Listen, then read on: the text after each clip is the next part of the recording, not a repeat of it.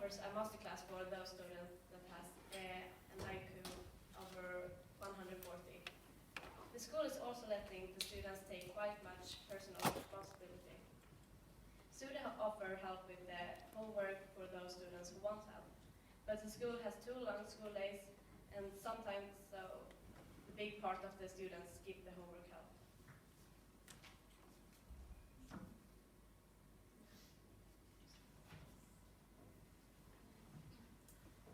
We visited Helder Haven VWO, and it is a school created specifically to help students with autism, ADD, and ADHD.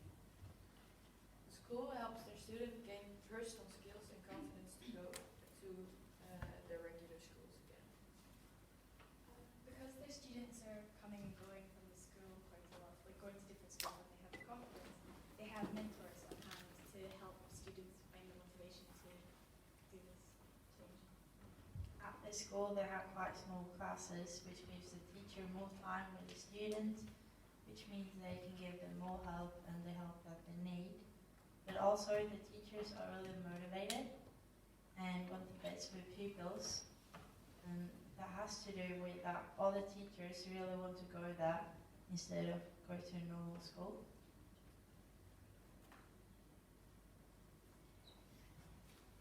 I visited the Adolphus Havel school, and there were 2 classes in 1 room, and it was very loud and chaotic. But it was also very nice to get to know each other, and you can walk through the classrooms during the lessons, so yeah, pupils are used to it. And there are a lot of windows, and there is no privacy at all, and it could be good and also bad. And after school you can stay there and do homework. I visited the Bathurst College, where the structure of learning is very unique. The students have a very independent approach, where they have blocks of classes which are mostly spent in their study house, independently studying or preparing assignments or projects.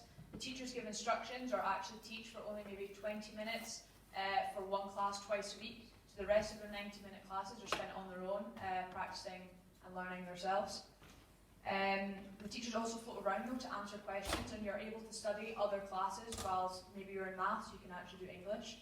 There is a completely positive atmosphere at this school with a strong mutual respect between the teachers and students. The teachers all wore very casual clothes and were known by their first names, which is really good, and it was decreasing bullying as the students were all very happy and quite stress-free. They also had an active mentoring system that again made the students happier to be at school, less stressed, and more able to learn and be motivated. Their system, as well as the schools that everyone else visited, have inspired our toolkit and what we want to try and implement at our schools to improve motivation.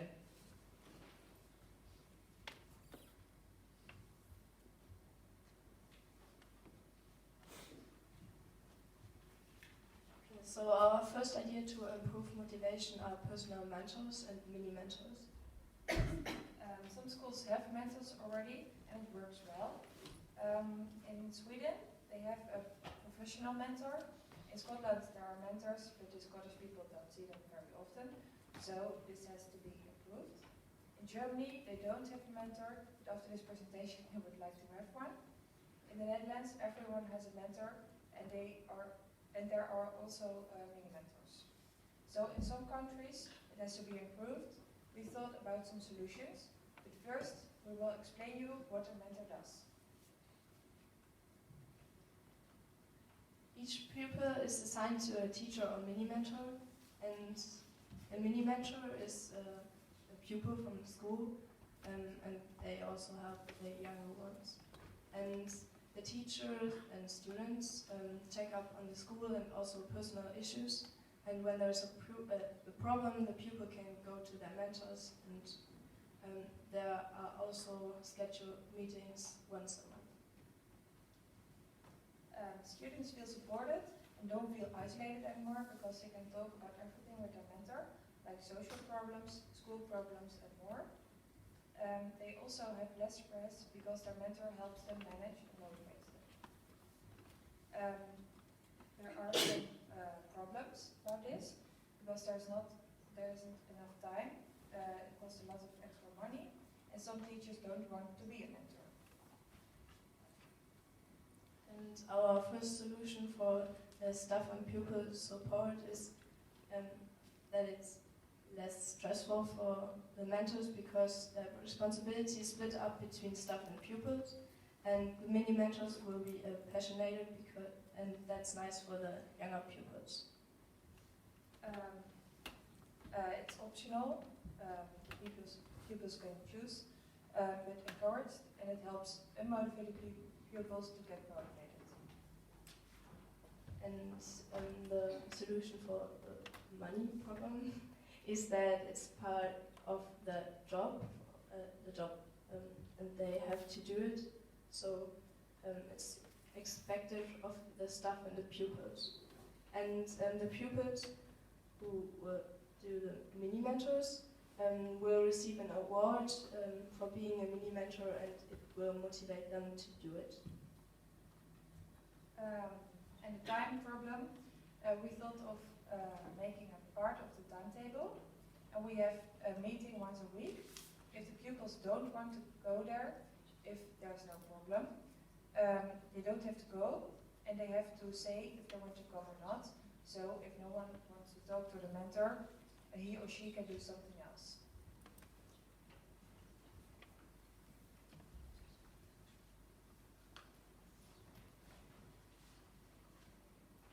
We want students to have tailored learning, which gives them more freedom and independence to students to pick and manage classes and assignments to suit them. But we don't want the students to just roaming around by themselves and don't know what to do. So there will always be a teacher or to support them and help them to make a schedule or choose assignments that best for just them. However, the tailored learning is the student, what tailored learning is that students with help of a teacher or mentor, they make an individual schedule and that fits them, but also they choose what assignments and when they have the assignments and when the project is done. The teachers also let you choose what subjects that you want to have. However, if the system is too tailored, it will be too hard to implement for the school. The effects of tailored learning are both positive and negative, because when implemented well and professionalism, like Bathurst College, the system can really improve motivation, and the students have the ability to choose how they want to spend their time and what to focus on. They can choose subjects that they are interested in to again improve their ambition to do well. A tailored system helps build skills that can be used in the real world, such as time management, planning and decision making.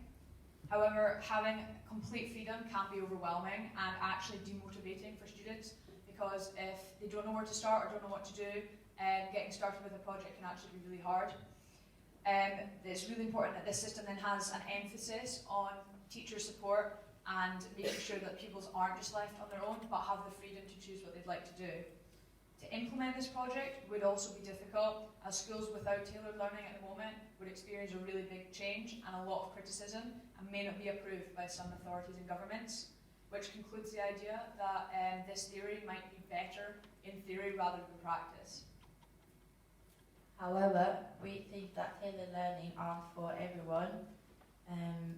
We think it should be available for students that have additional needs, because then maybe the government can support the school financial and the cost won't be so high. Another issue that might come here is the cost and time required to make new timetables and make very individual schedules for students with additional needs or for the whole school. Our solution to this would be that it would have to be the start of a new session. It would have to be well tested and evaluated to see if it works. This would reduce costs, as people are already making timetables and schedules and teachers are already planning, so it's being improved in that way.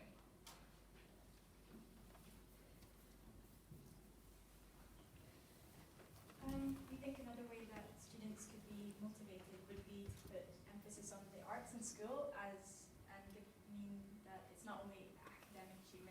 celebrated, since not all students are great at academic stuff and can be demotivating because they're better at creative subjects. We would do this by, we thought we could maybe do some free time to give students the opportunities to do arts and music, but this really wouldn't work just because you would need to make new timetables, there's not really the funding to do this, and you'd have to probably hire the teachers as well, which also costs. We think that the emphasis on arts would motivate the students more. By letting the students be more creative, can they be more relaxed? Our plan is that it will build a better confidence by the pupils when they develop their talents. This will also make a more positive atmosphere around the pupils when they are surrounded by art. It's also supposed to be enjoyable for the students. Our plan is that the atmosphere is going to be more accepting. Some of us visited a school called Bathurst College that have taken in a lot of art in the schedule and the school, and the results by this has only been positive. The results by adding more art in schedule will be less bullying, happier students, and a better peer support system. We did think, though, a more realistic way we could add emphasis to the arts would be by creating achievements or awards that you could earn if you showed dedication and put in extra time and just really tried hard in the arts, because at the moment they are kind of neglected for awards and such.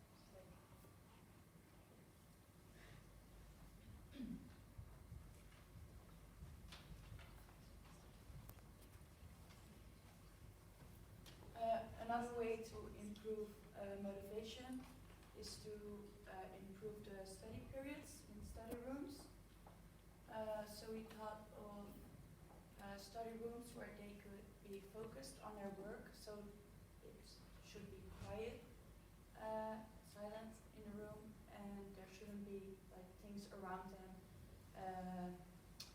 that would distract them.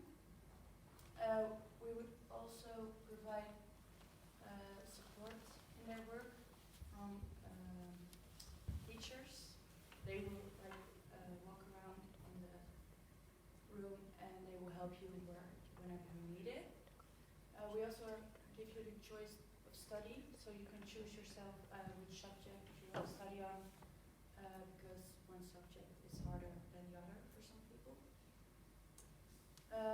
We give you the option to work after school, so if you're not concentrated at home doing your homework, you can do it at school if that works better for you.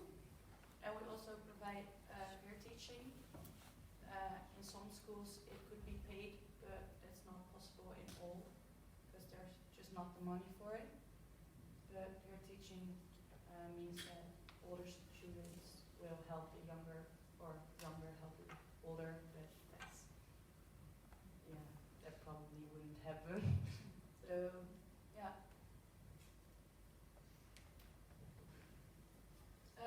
There will be some effects, first the good ones. Because you do a lot in school, there will be more productivity, and that leads to less last-minute stress, because from my own experience, sometimes I'm at 10 o'clock in the evening, the day before a test, still studying, and I will get less sleep. So planned study hours will give you more opportunity to be more productive. Furthermore, there will be hopefully more motivation to stay on task.